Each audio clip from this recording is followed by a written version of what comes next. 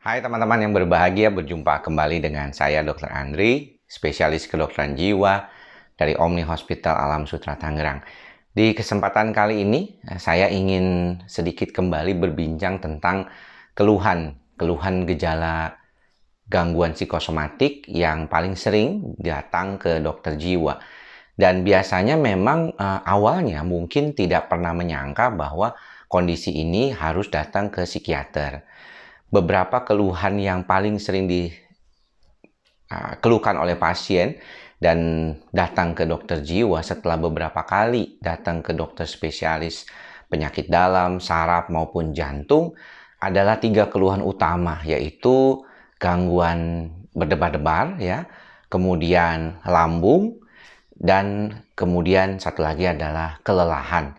Jadi 3 keluhan utama ini yang paling sering menjadi salah satu pemicu orang mau datang ke dokter jiwa ketika dalam pemeriksaan dari penyakit dalam, saraf maupun jantung tidak ditemukan masalah yang berarti yang menjadi dasar dari keluhan-keluhan tersebut.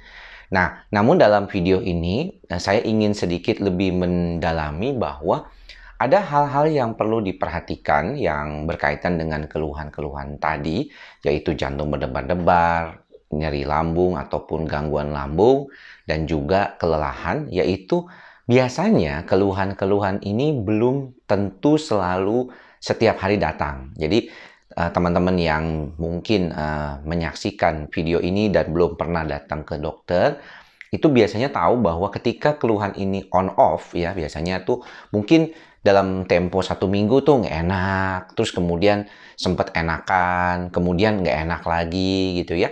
Itu mungkin teman-teman harus tahu dulu nih, apa yang salah. Apakah pola hidupnya yang salah? Ya, pertama kali jangan langsung mikirin bahwa stres sebagai semua penyebabnya, tapi pikirkan dulu pola hidupnya bagaimana. Tidurnya udah bener atau belum? Kemudian makanannya, apakah kebanyakan lemak, kebanyakan karbohidrat, kebanyakan gula, ya. Ini hal-hal yang sering menyebabkan. Jadi menariknya tuh orang suka bilang bahwa gula kan energi, karbohidrat tuh energi. Nggak apa-apa dong makan gula atau karbohidrat yang banyak. Tapi kalau Anda kebanyakan makan gula dan karbohidrat yang banyak, maka Anda bisa mengalami peradangan yang lebih dominan di dalam tubuh Anda gitu tanpa Anda sadari. Makanya gula itu sama bahayanya bahkan katanya dengan obat-obatan terlarang gitu ya, obat-obatan terlarang. Di dalam bukunya Fat Change itu dikatakan bahwa ini tuh bahaya banget gitu ya, gula itu ya, gula termasuk yang paling sering kita sebut gula itu misalnya adalah gula sederhana seperti gula pasir seperti itu ya.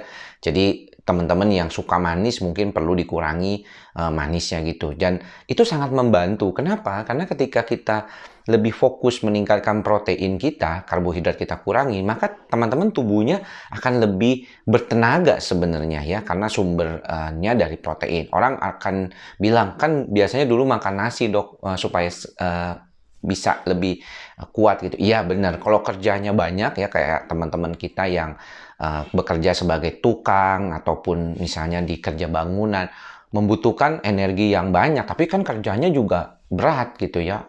8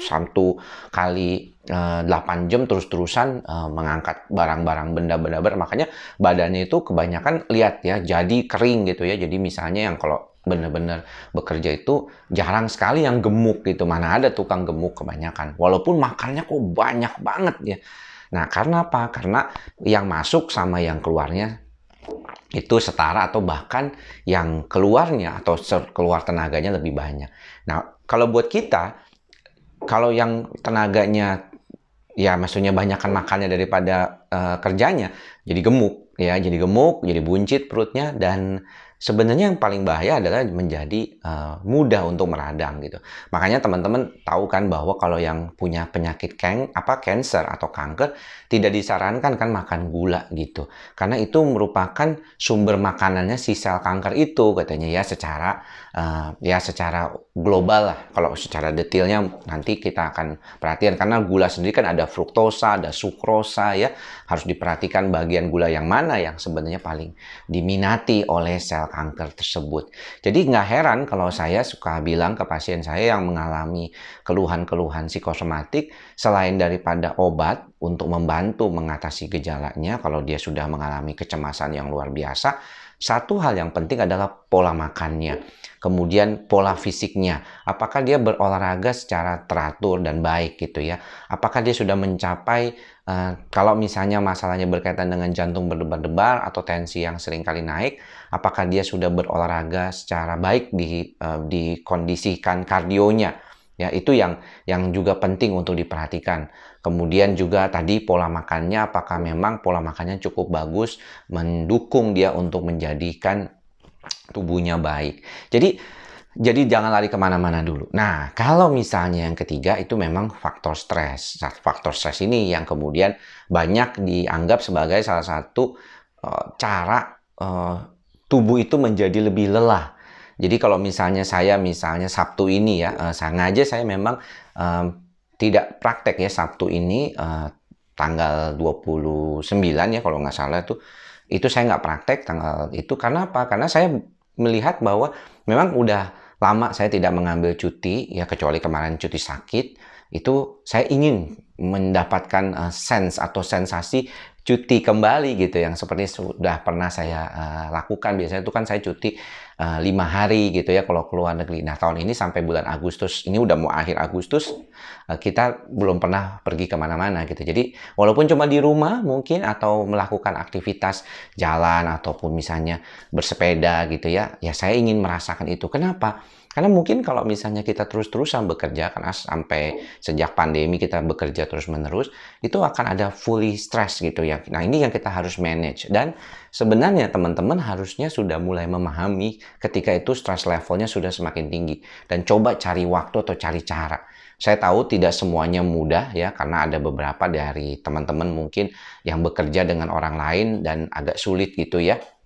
Dan saya lihat juga, makanya tanggal 31 ya, kalau nggak salah hari Minggu tuh, tinggal 31 hari Senin, 30 Agustus, saya diundang oleh teman-teman dari Unair, mahasiswa Unair, untuk membicarakan tentang hustle culture ya, di mana orang-orang yang sering kali kerja keras 14 jam per hari, ingin mengejar cita-cita anak-anak muda ya, yang menonton YouTube saya juga kan kebanyakan ini ada yang usia 18 sampai 25 tahun mengejar impian yang pengen menjadikan dirinya sukses di usia muda, karena pokoknya sukses harus punya rumah, mobil mewah, kemudian hal-hal yang mungkin secara materi gitu ya. Tetapi akhirnya mengesampingkan ya kebahagiaan diri, stresnya itu akhirnya jadi lebih dominan. Nah, ini yang kemudian jadi pemicu. Sayangnya ya teman-teman, stres itu yang paling sulit loh dikenalinya ya. Jadi nggak gampang tuh ngenalin stres ya. Karena kebanyakan dari kita juga suka merasakan bahwa stres itu kan sesuatu hal yang wajar, yang biasa gitu. Jadi saya sebenarnya diajarkan waktu zaman saya kuliah, dan kemudian juga dalam pembelajaran saya, dalam kehidupan saya, dengan banyak membaca buku, mendengarkan orang lain, mendengarkan Bante gitu ya, di dalam cara kita mengatasi keadaan.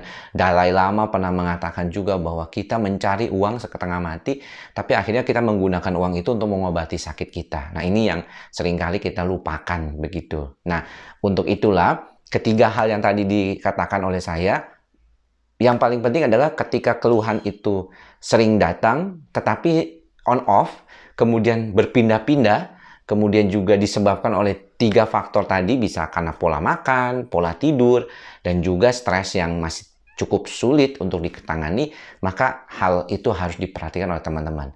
Coba mulai dari sekarang, mungkin September, kasih settingan waktu 1 bulan untuk ya melihat, men-scanning body kita, badan kita, apakah kita sudah dalam kondisi yang tidak stabil atau tidak baik gitu ya. Itu penting untuk dilakukan segera.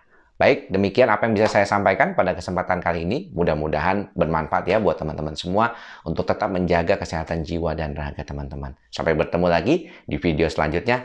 Salam sehat jiwa. Bye-bye.